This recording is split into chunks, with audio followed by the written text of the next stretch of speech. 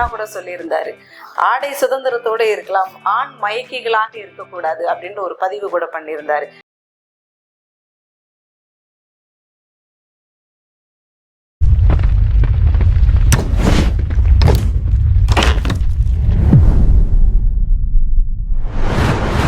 அது ஆணா இருந்தாலும் சரி பெண்ணா இருந்தாலும் சரி, கடமையும் கண்ணியம் கட்டுப்பாடு இது மூணுமே ரெண்டு பேருக்குமே பொதுவானது. அது என்னன்னா ஒரு இருட்டான இடம், ஒரு தனிமையான ஒரு இடம். சோ போறதுக்கு முன்னாடி கொஞ்சம் யோசிச்சிருக்கணும் ரெண்டு பேருமே. பாதிக்கப்பட்ட பெண்ணியை தான் இன்னும் பாதிப்படைய செய்யறாங்க. அந்த பாதிப்படைந்த மண்ணான்களை அவங்க 3 பேரையும் யாருங்க வந்து குறை சொல்லல, சொன்னாலும் 2வது பட்சம் தான். இத்தனை மணிக்குள்ள வீட்டுக்கு வரணும் அப்படின்ற அறிவு ரெண்டு பேருக்குமே இருந்திருந்ததுன்னா அந்த இடத்துக்கு அவங்க அந்த சமயத்துல போயிருக்க வேண்டிய அவசியமே இல்லை. பெண்ணுக்கு வந்து ஆடை சுதந்திரம் இல்லையா, அப்படி இப்படி நம்ம ஒன்றும் வெஸ்டர்ன் கல்ச்சர்ல இல்லைங்க. இல்ல, நம்ம இந்தியால தான் இருக்கோம். நம்ம பேரண்ட்ஸ் சொல்லும் போது இந்த ஒரு விஷயத்த நான் கேட்க விரும்புறேன். இப்போ ஒரு வீட்டுல வந்து ஒரு விஷயம் நடந்துருச்சு. ஈவன் வந்து இப்ப கோவையில நடந்த ஒரு மாணவிக்கு அந்த பாலியல் 3 பேரால பாதிக்கப்பட்டு சுட்டு பிடிச்சிட்டாங்க அப்படின்றாங்க. காலில் சுட்டு பிடிச்சிருக்காங்க அந்த குற்றவாளிகள். இதை ஒரு அம்மா வந்து ஒரு நியூஸா பாக்குறாங்க. அந்த வீட்டுல வளரக்கூடிய பெண் பிள்ளையை கூப்பிட்டு, பத்தியா நான் இதனாலதான் வந்து நீ சீக்கிரம் வீட்டுக்கு வான்னு சொல்றேன், ரொம்ப நேரம் வெளியில யாரு கூட பேசாதன்னு சொல்றேன், இப்படி எல்லாம் ட்ரெஸ் பண்ணாதன்னு சொல்றேன், இங்க போக கூடாதுன்னு சொல்றேன், வரக்கூடாது, இந்த மாதிரி விஷயம் நடந்துடக்கூடாதுன்னு தான் அம்மா உன்னை கண்டிக்கிறேன் அப்படின்ட்டு ஒரு தாய் ஒரு மகளுக்கு இந்த அறிவுரையை சொல்றாங்களே, அந்த வீட்டுல வளரக்கூடிய மகனுக்கு எப்படிப்பட்ட அறிவுரைகளை சொல்றாங்க. இந்த பாரு, இப்படி ஒரு விஷயம் நடந்திருக்கு, நாளை பின்ன நீ இப்படி ஒரு பிள்ளையா வளரக்கூடாது, இப்படி ஒரு விஷயம் நடக்குதுன்னு போது நீயும் அந்த இடத்துல ஒரு சகோதரனா போய் ஒரு குரல் கொடுக்கணும். இதெல்லாம் தப்பு. ஒரு தாய் ஒரு பெண் பிள்ளைக்கு சொல்லக்கூடிய அறிவுரை நிறைய வீட்டுல அந்த தாய் ஆண் பிள்ளைகளுக்கு சொல்றது இல்ல. சோ இப்படி நடக்கிறதால பாத்தீங்கன்னா ஒரு காலத்துல பெண்கள் வந்து வீட்டுக்குள்ளேயே தான் இருக்கணும், அடுப்பறையில வீட்டுக்குள்ளேன்றது கடைசியில் அடுப்பறை வரையும் போயிடுச்சு, அவங்களோட வளர முடியாம போயிடுச்சு, வளர்ச்சி இல்லாம போயிடுச்சு. ஆனா இன்னைக்கு நடக்கக்கூடிய இந்த சூழ்நிலையை பார்க்கும்போது மீண்டும் பெண்கள் வீட்டுக்குள்ளேயே அடக்கக்கூடிய ஒரு முறைக்கு வராங்க, அடங்கி போகணும்ன்ற அந்த ஒரு சூழ்நிலைக்கு வராங்களே. இது நீங்க எப்படி பாக்குறீங்க? மறுபடியும் 50 வருஷத்தை பின்னோக்கி போறோமோ, ஒரு 100 வருஷத்தை பின்னோக்கி போறோமோ அப்படின்ற மாதிரியான ஒரு பயம் வருது. திருப்பியும் நான் அதை தான் சொல்ல வரேன். அதாவது என்னன்னா ஆண் பெண் பேதம் அப்படின்றது ஆணுக்கு ஒரு மைண்ட் செட், பெண்ணுக்கு ஒரு மைண்ட் செட். ஆணோட மைண்ட் செட் எப்படி இருக்கும்னா கம்பார்ட்மெண்டா இருக்கும். So one thing at a time. Okay, அந்த மாதிரியா இருக்கும். த டிசைன், ஆணோட டிசைன் வந்து it is like that. But பெண்ணோட டிசைன் பாத்தீங்கன்னா இப்போ ஒரு ட்ராக், ரயில்வே ட்ராக் எத்தனை ட்ராக் இருக்கு. சோ அந்த மாதிரியான ட்ராக் சிஸ்டம் தான் வந்து பெண்ணோட ஒரு மைண்ட் செட். சோ இந்த பேசிக் டிஃபரன்ஸை வந்து பசங்களுக்கு வந்து நம்ம வந்து சொல்லி கொடுக்கணும். ஆணுக்கும் கற்பு இருக்கு இல்லையா? இருக்கு, கண்டிப்பா இருக்கு. ஒரு ஆணுக்கும் பெண்ணுக்கும் ஒரு தாய் வந்து சரிசமமா தான் எல்லா விதமான அறிவையும் கொடுக்குறாங்க. கண்டிப்பா, சரிங்களா? அதுல வந்து ரொம்ப முக்கியமா வந்து நம்ம வந்து அதிகமா இன்சிஸ்ட் பண்ண வேண்டியது வந்து நமக்கு என்ன கடமை இருக்கு, நம்ம எந்த இடத்துல கண்ணியமா இருக்கணும். அது ஆணா இருந்தாலும் சரி பெண்ணா இருந்தாலும் சரி, கடமையும் கண்ணியம் கட்டுப்பாடு இது மூணுமே ரெண்டு பேருக்குமே பொதுவானது. யார் ஒருத்தரும் கடமையை செய்யறதுக்கு உனக்கு இந்த கடமை எனக்கு அந்த கடமை அப்படிலாம் இல்ல. உனக்கு என்ன கடமை இருக்கோ அந்த கடமையை நீ செஞ்சுதான் ஆகணும். அதே மாதிரி எந்த இடத்துல கண்ணியமா இருக்கணுமோ அந்த இடத்துல கண்ணியமா ரெண்டு பேருமே இருந்துதான் ஆகணும். அண்ட் அந்த கட்டுப்பாடு, இந்த கட்டுப்பாடை பத்தி நிறைய அவங்களுக்கு புரிதல் இல்லாததுனாலதான் இந்த கோயம்புத்தூர் இன்ஸ்டன்ஸ் வந்து நமக்கு வந்து ஒரு பெரிய ஒரு தாக்குதல். அப்படிதான் நான் அதை பாக்குறேன். அதாவது அந்த கட்டுப்பாடு, இத்தனை மணிக்குள்ள வீட்டுக்கு வரணும் அப்படின்ற அறிவு ரெண்டு பேருக்குமே இருந்திருந்ததுன்னா அந்த இடத்துக்கு அவங்க அந்த சமயத்துல போயிருக்க வேண்டிய அவசியமே இல்லை. சரி, அதையும் மீறி போயிட்டாங்க.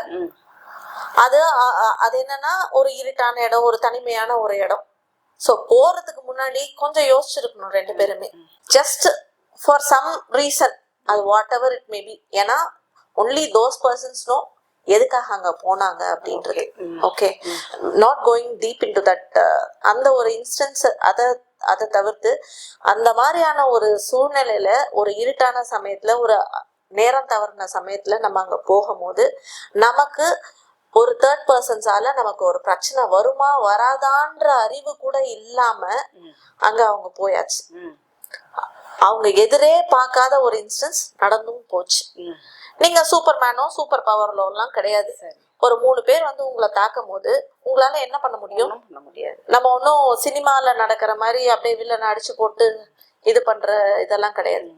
ஒரு பெண்ணை வந்து ஒரு ஆண் கூட்டிட்டு போறதுக்கு முன்னாடி எங்கேயுமே அவனுக்கு முதல்ல அறிவு இருக்கணும். கண்டிப்பா இந்த விஷயத்தை பொறுத்த வரைக்கும் அந்த பெண்ணை பத்தி தான் பேசுறாங்க தவிர கூட கூட்டுப்பட அந்த ஆணை பத்தி பேசல. அந்த ஆணுக்கு இல்ல, அந்த ஆணுக்கு தாங்க அதிகமான பொறுப்பு இருக்கணும். உங்களை நம்பி வராங்க. கண்டிப்பா. சரியா? பாதுகாப்பா இருக்கும், நீங்க அதிகப்படியா அன்பு வச்சிருக்கீங்க, நீங்க அவங்கள மரியாதை கொடுக்குறீங்க, இப்படின்ற பல விதமான காரணத்தை நம்பிதான் உங்க கூட வராங்க.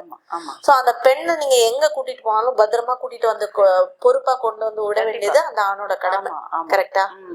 சோ அந்த இடத்துல அந்த மாதிரியான சமயத்துல நம்ம அங்க போக கூடாதுன்ற முதல் ஒரு அறிவு வந்து அந்த பையனுக்கு இருந்திருக்கணும். அது இருந்துன்னா அங்க அந்த சம்பவமே நடந்திருக்க போறது இல்லை. கண்டிப்பா நடந்திருக்காது. சோ உங்க மேல இருக்கிற அதிகப்படியான பாசத்தினாலையும் அன்புனாலையும் விருப்பத்தினாலையும் எல்லாத்தினாலையும் போன அந்த பெண்ணுக்கு இன்னைக்கு என்ன ஆச்சு?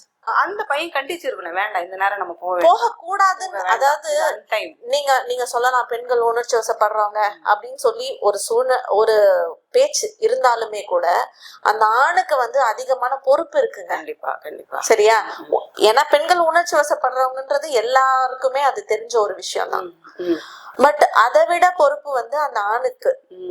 ஏன்னா அவன் வந்து அவனோட டிசைனே அப்படிதான். கம்பார்ட்மெண்ட் அவனால ஒரு விஷயத்த நல்லாவே யோசிக்க முடியும்.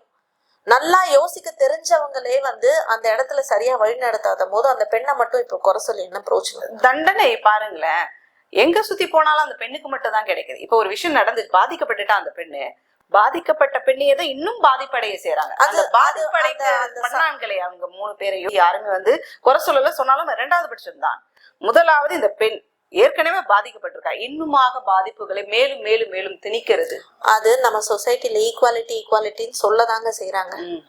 அதாவது வாய் வழியா சொல்றாங்க equality, equal job opportunity, equal education, எல்லாம் அந்த ஈக்குவாலிட்டிலாம் அந்த விதமானதான் இருக்கு. ஆனா ஒரு குறை சொல்றதுக்குன்னு பாத்தீங்கன்னா முதல்ல அந்த பெண்ணு சொல்லிடுவாங்க. அப்ப அதுல ஈக்குவாலிட்டி வர மாட்டேங்குது. அததான் சொல்றேன்.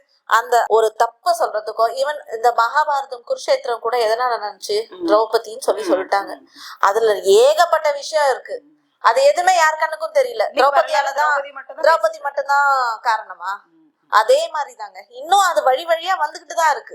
இது எப்ப மாறும்ட்டு நிஜமாலுமே தெரியல. கண்டிப்பா கண்டிப்பா. இது ஒரு பக்கம் இந்த கோவை விஷயத்த இப்படி நம்ம பாக்குறோம். இன்னொன்னு பாத்தீங்கன்னா ஆடை சுதந்திரம் அப்படின்றதன் அடிப்படையில இன்னைக்கு ஒரு காலத்துல நம்ம வந்து டாக்ஸ் கட்டி வந்து நம்ம ஆடைகளை அணிவித்த வரலாறு நம்ம பார்த்திருக்கிறோம்.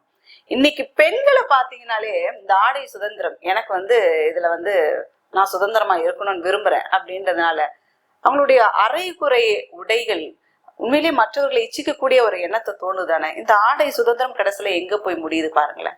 இத பத்தி உங்களுடைய கருத்து? நம்ம ஏற்கனவே இப்ப பேசுனதுதான். அதாவது ஆண்களுக்குன்னு ஒரு டிசைன், பெண்களுக்குன்னு ஒரு டிசைன்.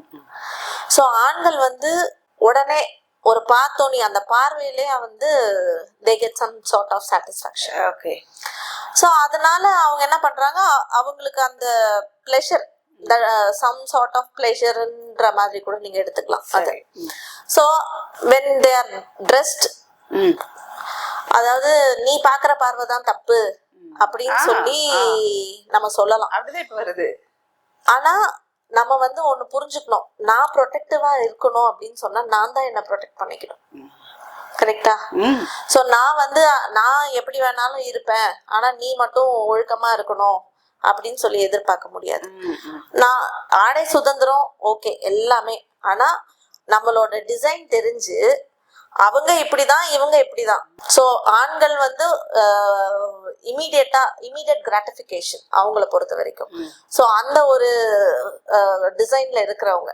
சோ அடுத்தவங்க எப்படி இருக்கணும், உன்னை நீ ப்ரொடெக்ட் பண்ணிக்கணும்னா நீ எப்படி இருக்கணும், அந்த பெண் எப்படி இருக்கணும், சேஃபா நம்மளோட சேஃப் ஜோன்ல நம்ம தான் இருந்துக்கணும்.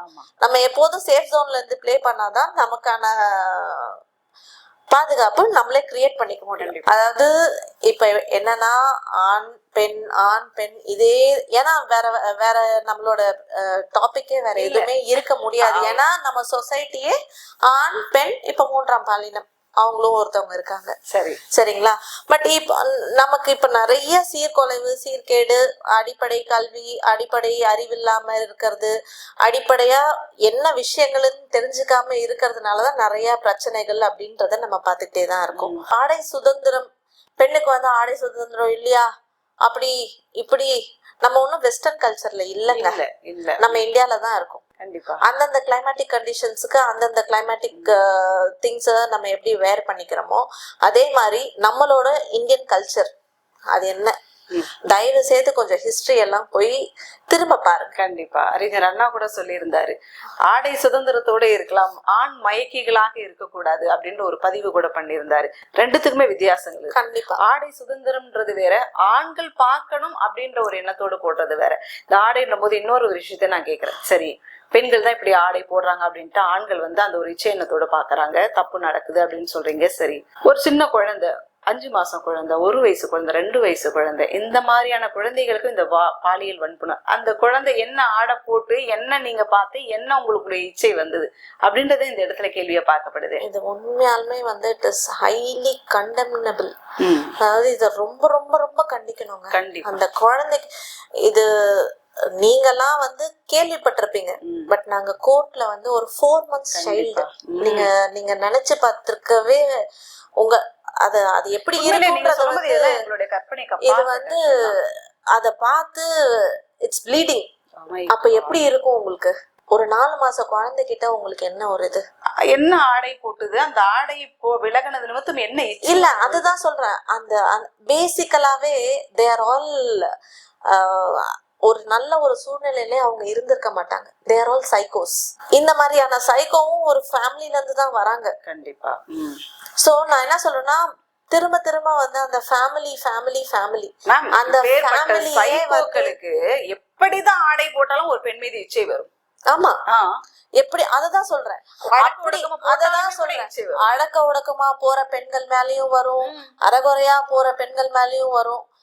அடக்க ஒடுக்கமா போறவங்க அட்லீஸ்ட் ஏதோ கொஞ்சம் தப்பிச்சு கூட போயிடலாம். இந்த அறகுறையா போறவங்க சுத்தம். இந்த மாதிரியான பிரச்சனைனாலதான் வந்து ஆடைய வந்து கொஞ்சம் நல்லா போடுங்க.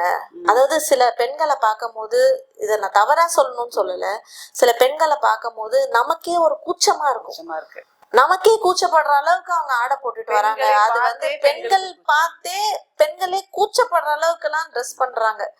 அது வந்து அது சமுதாய சீர்குலைவு, கேடு, என்னென்ன வார்த்தைகள் எல்லாம் அதை வச்சு நான் சொல்லணும்ட்டு எனக்கு தெரியல. இது உண்மையாலுமே இது மாறலாம். பெண்கள் கண்டிப்பா மாறிதாங்க ஆகணும்.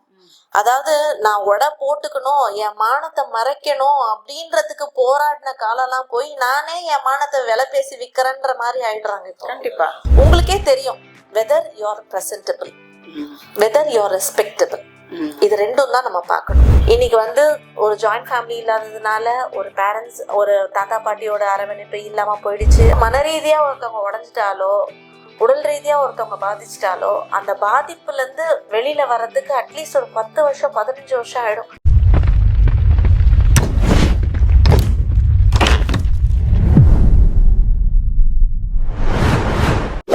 ஷேர் பண்ணுங்க, சப்ஸ்கிரைப் பண்ணுங்க, மறக்காம பெல் பட்டனை கிளிக் பண்ணுங்க.